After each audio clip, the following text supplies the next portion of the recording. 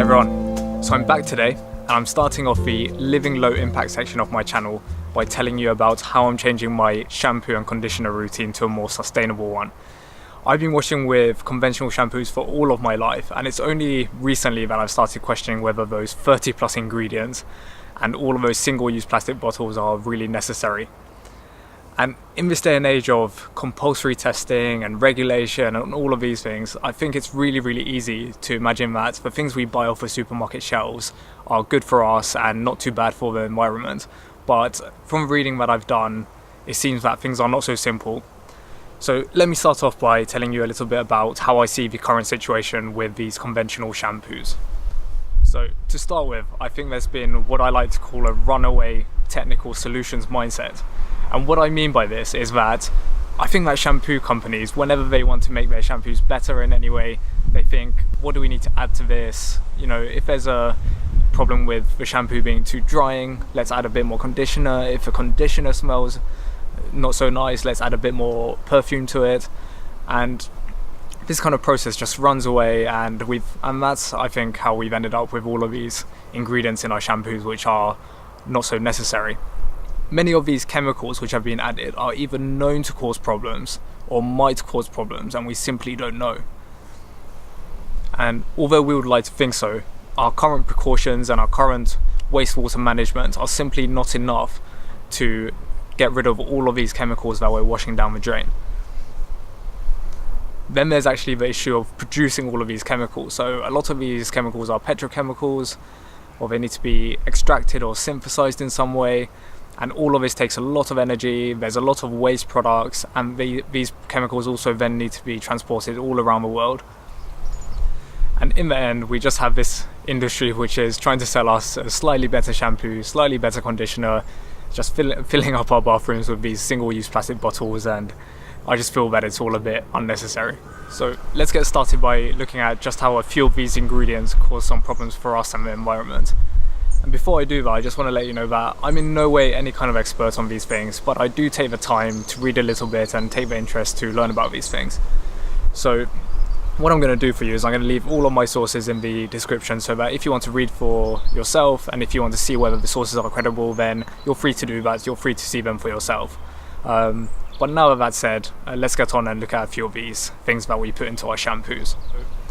One thing that seems to be clear is that all of these chemicals that we're washing down are ending up back in the tap water that we use and also in the environment.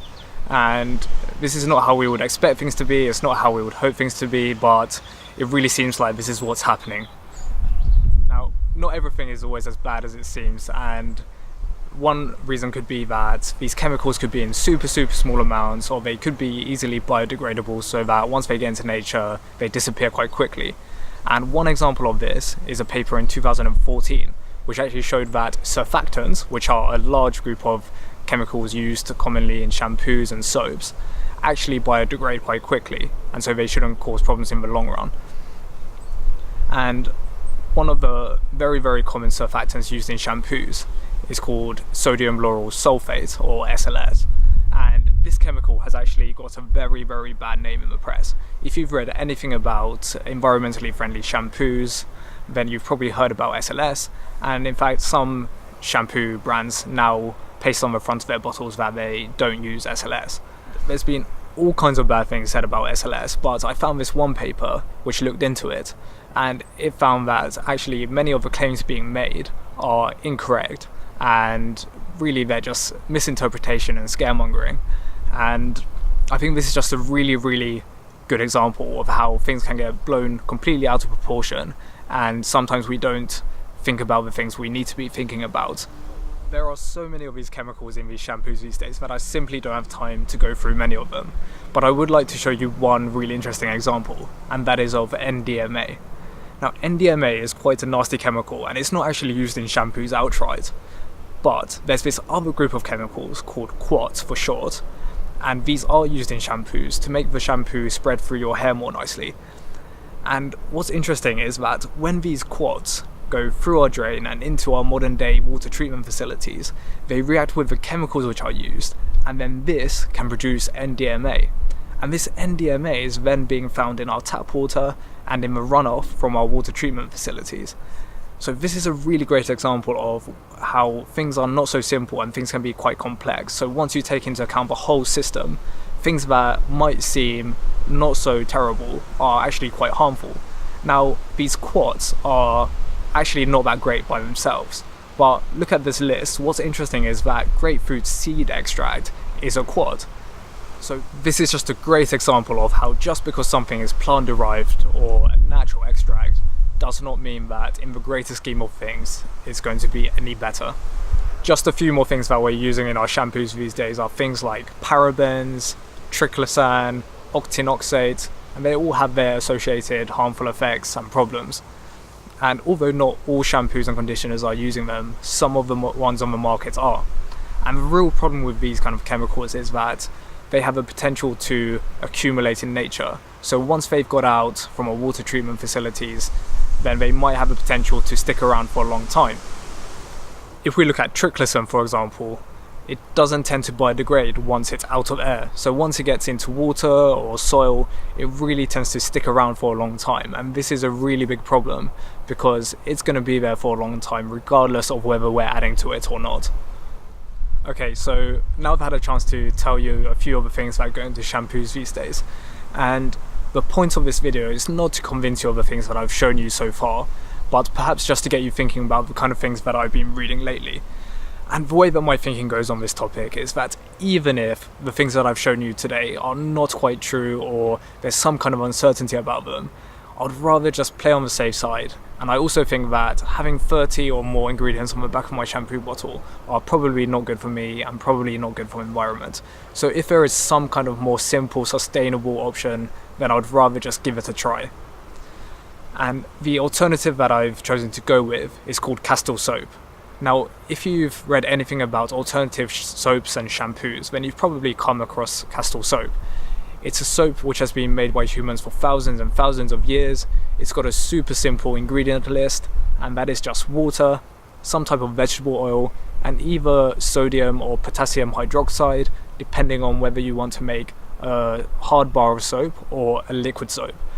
Now, these three ingredients, they're mixed together, they react over time, and they produce two end products, and those are a natural soap and glycerin. These two end products are completely safe, completely biodegradable, so you don't need to worry about washing them down your drain. And that is why it's a much more sustainable alternative. Now, of course, you might see other ingredients on the back of a Castile soap bottle, and these might be things like vitamin E or vitamin C as preservatives, or they might have used some kind of natural essential oils as fragrance. But again, these are completely fine, they're completely biodegradable, completely safe, and they don't have any detrimental effects in the kind of amounts that they're being used.